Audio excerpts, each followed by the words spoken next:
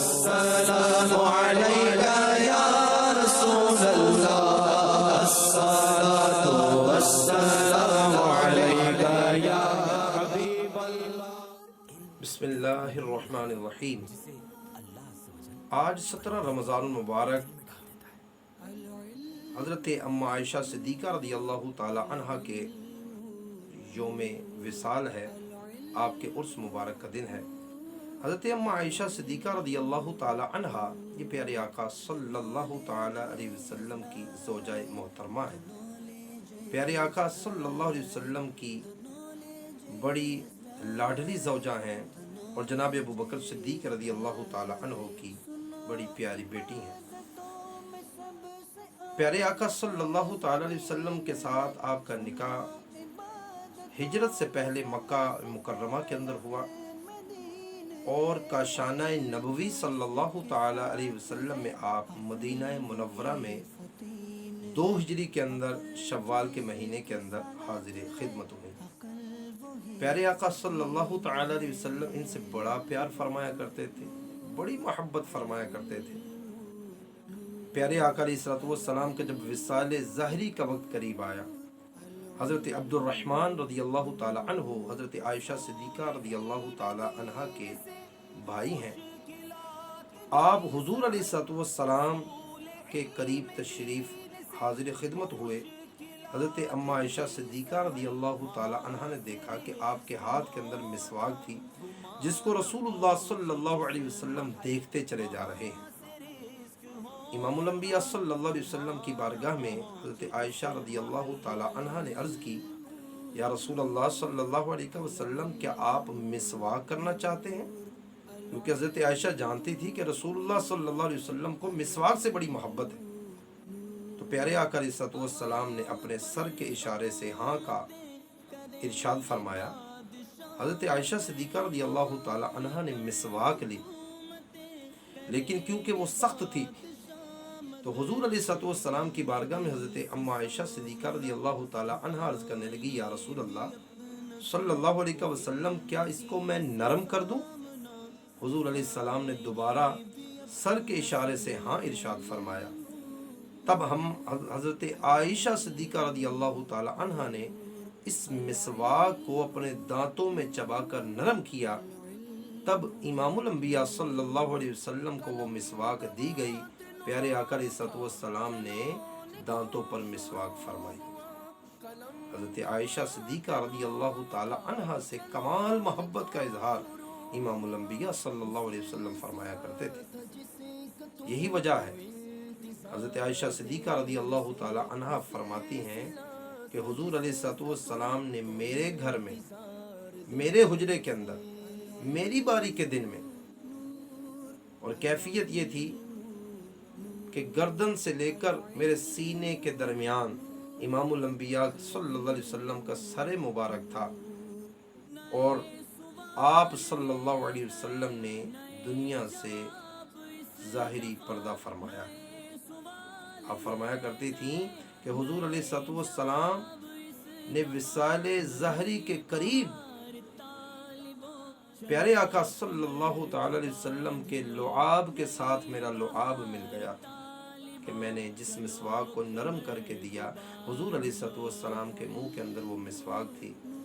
اسی حالت کے اندر پیارے آقا صلی اللہ تعالی علیہ وسلم نے وہ مسواک فرمانے کے بعد وصال ظاہری فرمایا۔ حضرت عائشہ صدیقہ رضی اللہ تعالی عنہ پیارے آقا صلی اللہ تعالی علیہ وسلم کی زندگی مبارکہ کے اندر حضور علیہ السلام کے ساتھ رہی، اور کیسی آپ سخاوت والی تھی، اور کیوں نہ ہو کہ بیٹی کس کی ہے؟ جناب ابو بکر صدیق رضی اللہ تعالی عنہ کی، کہ آپ کے سخاوت کے واقعات بھرے پڑے۔ حضرت عائشہ صدیقہ رضی اللہ تعالی عنہ کے متعلق روایت ملتی ہے کہ ایک مرتبہ 1,00,000 درہم آپ کی بارگاہ میں خدمت کے لیے حاضر کیے گئے۔ 1,00,000 درہم آپ نے اسی آن کے اندر غربا اور مساکین کے اندر ان کو تقسیم فرما دیا۔ تو آپ کی جو خادمہ تھی انہوں نے عرض کیا کہ کیا ہی اچھا ہوتا ایک درہم آپ اپنے لیے بھی رکھ لیتی، کیونکہ آپ روزے کی حالت میں تھی، تو ایک درہم سے ہم گوشت خریدتے جس کو آپ افطاری کے وقت تناول فرما لیتے۔ آپ رضی اللہ تعالی عنہ نے جو جواب دیا اس سے آپ کی سخاوت کا اور آپ کی بردباری کا اور آپ کے خوف خدا کا پتہ چلتا ہے کہ آپ رضی اللہ تعالی عنہ فرمانے لگی، ہاں اگر میرے ذہن کے اندر یہ بات ہوتی کہ میں روزے سے ہوں اور مجھے اپنی افطاری کے لیے اپنی کوئی فکر ہوتی تو میں ضرور رکھ لیتی، مگر میرا تو اس بات کی طرف دھیان ہی نہ گیا۔ 1,00,000 درہم آپ نے تقسیم فرمایا مگر اپنے لیے کچھ بھی نہ رکھا۔ یہ امام الانبیاء صلی اللہ تعالی علیہ وسلم کے ساتھ وقت گزارنے کی برکت ہے۔ جناب ابو بکر صدیق رضی اللہ تعالی عنہ کی تربیت کا اثر ہے کہ آپ نے 1,00,000 درہم تقسیم فرما دیا مگر اپنے لیے کوئی 1 درہم بھی نہ رکھا۔ محترم سامعین کرام، جناب عائشہ صدیقہ رضی اللہ تعالی عنہا آپ کے متعلق منافقین نے ایک واقعہ مشہور کیا۔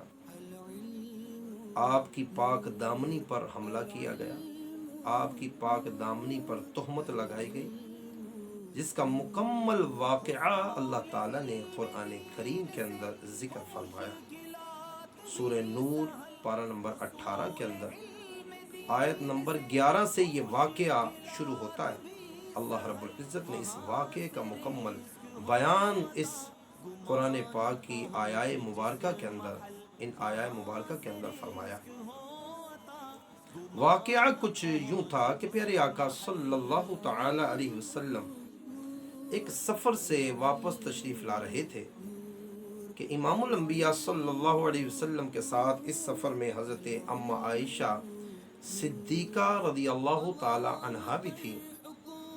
آپ اپنے کجاوے پر سوار تھیں جو اونٹنی کے اوپر باندھا گیا تھا، اور آپ خود فرماتی ہیں کیونکہ میں نو عمر تھی تو ایک مقام پر اونٹنی رکتی ہے، سارے لشکر نے پڑاؤ کیا تو فرماتی ہے کہ مجھے قضائے حاجت ہوئی، کجاوے سے نکل کر میں قضائے حاجت کے لیے گئی، وہاں میرا ہار گم ہو گیا اور مجھے کچھ تاخیر ہو گئی واپس آنے میں، اور جب میں اپنے مقررہ جگہ پر پہنچی تو لشکر جا چکا تھا، لشکر روانہ ہو چکا تھا۔ اب ایک صحابی حضرت صفوان رضی اللہ تعالی عنہ کی ڈیوٹی تھی کہ آپ لشکر کے پیچھے رہا کرتے تھے، اور تاکہ کوئی گری پڑی چیز اور اگر لشکر کا کوئی سامان وغیرہ وہاں رہ گیا ہو تو یہ پیچھے اس کو لیتے آئیں۔ حضرت عائشہ صدیقہ رضی اللہ تعالی عنہ فرماتی ہیں کہ جیسے ہی میں اس جگہ پر پہنچی جہاں پر میری سواری تھی، جہاں پر کجاوا تھا، میں وہاں پر آ کر بیٹھ گئی اور اسی حالت کے اندر مجھے نیند آ گئی، میں سو جاتی ہوں۔ اتنے میں حضرت صفوان رضی اللہ تعالی عنہ وہاں پر پہنچے، اور جیسے ہی انہوں نے مجھے دیکھا تو مجھے پہچان لیا، کیونکہ آیائے حجاب پردے والی آیات نازل ہونے سے پہلے انہوں نے مجھے دیکھا ہوا تھا۔ تو اب جیسے ہی انہوں نے مجھے دیکھا تو انا للہ و انا الیہ راجعون انہوں نے پڑھا۔ ان کی آواز سن کر میری آنکھ کھل گئی اور میں نے فوراً سے پردہ کیا، اپنے چہرے کے اوپر پردہ کیا، اور اس کے علاوہ میں نے ان سے کوئی بات نہ سنی۔ حضرت صفوان رضی اللہ تعالی عنہ آپ آگے بڑھے اور اپنی اونٹنی کو بٹھایا، میں اس کے اندر سوار ہوئی اور وہ مجھے لے کر اونٹنی کی مہار پکڑ کر آگے آگے چلنا شروع ہو گئے۔ فرماتی ہیں کہ اس کے علاوہ حضرت صفوان رضی اللہ تعالی عنہ کے ساتھ میری کوئی گفتگو نہیں ہوئی، کسی قسم کی بات چیت نہیں ہوئی، واللہ کسی قسم کی بات نہیں ہوئی۔ اب منافقین جو تھے انہوں نے طرح طرح کی چہم گوئیاں کرنا شروع کر دیں، تہمتیں لگانا شروع کر دیں حضرت صفوان رضی اللہ تعالی عنہ اور حضرت اماں عائشہ صدیقہ طیبہ طاہرہ رضی اللہ تعالی عنہ کو لے کر، اس واقعے کو لے کر طرح طرح کی تہمتیں باندھنے لگے۔ حضرت صفوان رضی اللہ تعالی عنہ بھی صحابی رسول ہیں اور آپ کی پاک دامنی بھی لوگوں پر ظاہر تھی۔ عبداللہ بن ابی سلول جو تھا وہ اس واقعے کو بڑی ہوا دے رہا تھا۔ منافقین کا سردار عبداللہ بن ابی سلول، اس نے اپنے جیسے کئی منافقین کو اپنے ساتھ ملا لیا، لیکن جو جانثار صحابہ کرام علیہم رضوان تھے، پیارے آقا علیہ الصلوۃ والسلام سے محبت کرنے والے تھے، امام الانبیاء صلی اللہ علیہ وسلم پر ایمان لانے والے تھے، انہوں نے کیا کیا عرض کیا، اللہ اکبر۔ امام الانبیاء صلی اللہ علیہ وسلم خاموش تھے۔